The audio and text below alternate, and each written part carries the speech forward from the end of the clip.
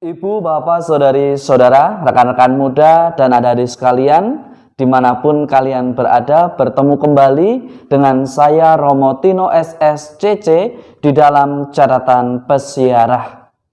Dalam perjalanan persiaran hidup kita, perlu yang namanya menjaga optimisme di dalam persiaran hidup kita dengan suatu cara atau pola hidup yang tidak hanya mengandalkan kemampuan manusiawi kita, harta milik kita, status sosial kita, atau kekuasaan yang kita miliki. Tetapi hendaknya kita senantiasa mengandalkan Allah Bapa, Sang Pemilik kehidupan, dan senantiasa menjadikan kebaikan sebagai keutamaan hidup kita. Sebelum kita mendengarkan permenungan dari catatan pesiarah, marilah kita membuat tanda kemenangan Kristus. Dalam nama Bapa dan Putera dan Roh Kudus. Amin. Allah Bapa kami di surga, melalui Yesus Kristus Putramu, Engkau berkenan menyelamatkan kami dan juga menyelamatkan dunia.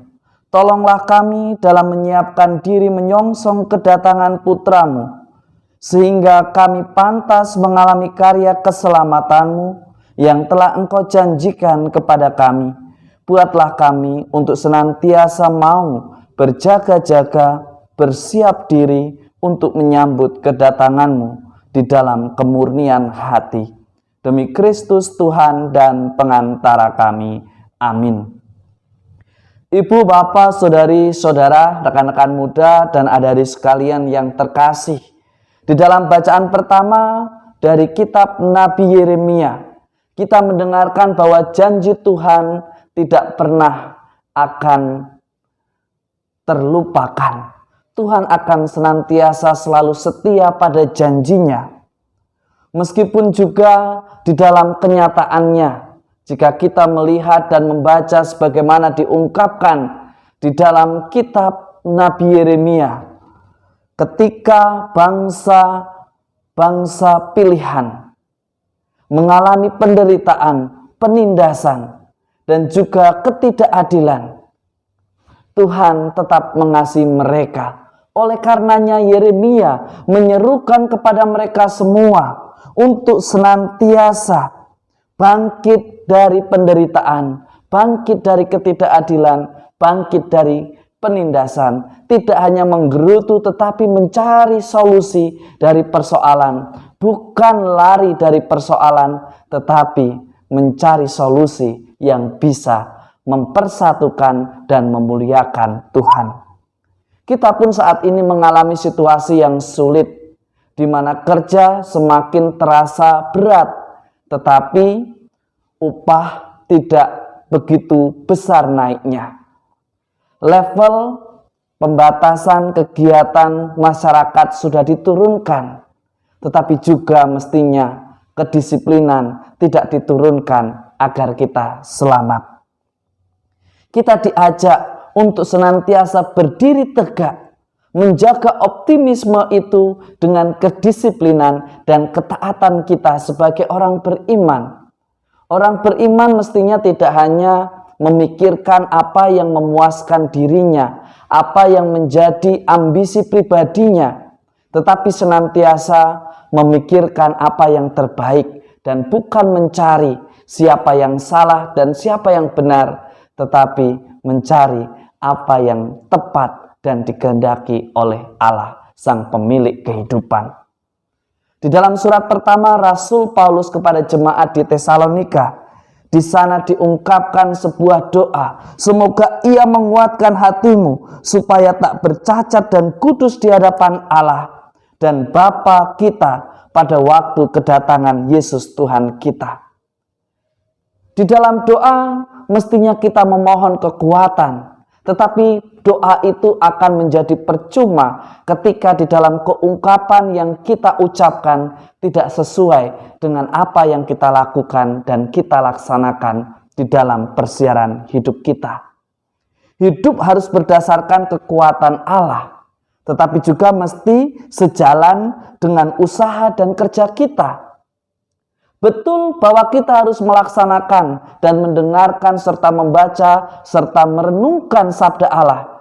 Tetapi akan menjadi percuma ketika sabda Allah itu tidak kita lakukan di dalam kehidupan nyata.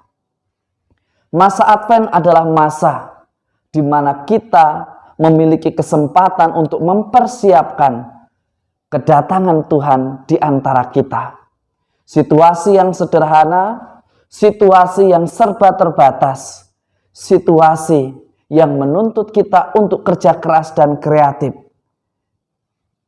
Jangan membuat kita berkecil hati, tetapi hendaknya kita belajar untuk bertumbuh dan berkembang karena Tuhan sudah memberikan kepada Anda, saya serta kita semua sebuah kemampuan, talenta untuk siap menghadapi situasi yang ada. Tahun 2020 sudah hampir usai dan waktu kedatangan Tuhan sudah dekat menyapa dan hadir di tengah-tengah kita. Maka mari kita gunakan masa Advent ini sebagai masa persiapan, masa evaluasi, masa discernment untuk melihat apa yang kurang, apa yang perlu dievaluasi. Bukan justru sibuk mencari siapa yang benar, siapa yang salah, siapa yang bisa dikambing hitamkan, siapa yang berkuasa. Tetapi bagaimana kita diajak untuk menata hidup kita, membuat hidup kita semakin tenang dan tidak mudah untuk membuat keputusan yang hanya didasarkan ambisi pribadi kita. Kita diajak untuk mengevaluasi, melihat sejauh mana diri kita bertumbuh dan berkembang.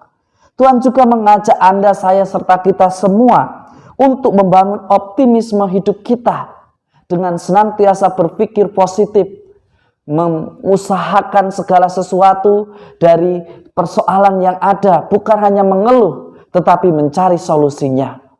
Bukan hanya memecah belah, tetapi mempersatukannya dan menghadirkan kedamaian di dalam persiaran hidup kita. Maka berjaga-jagalah, dan jika terasa berat, senantiasa berdoalah.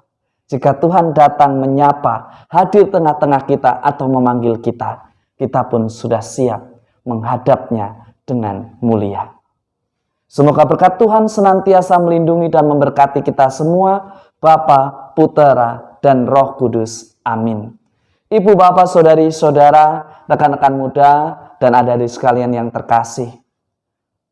Kita sudah memasuki kalender baru ditandai dengan minggu Advent yang pertama. Ini menjadi momen dan kesempatan bagi kita untuk mengevaluasi, melakukan discernment. Kira-kira apa yang perlu kita perbaiki, dan berusahalah untuk senantiasa memurnikan diri agar kita sungguh dipantaskan menyambut kedatangan Tuhan di dalam persiaran hidup kita. Selamat hari Minggu, Tuhan memberkati. Amin.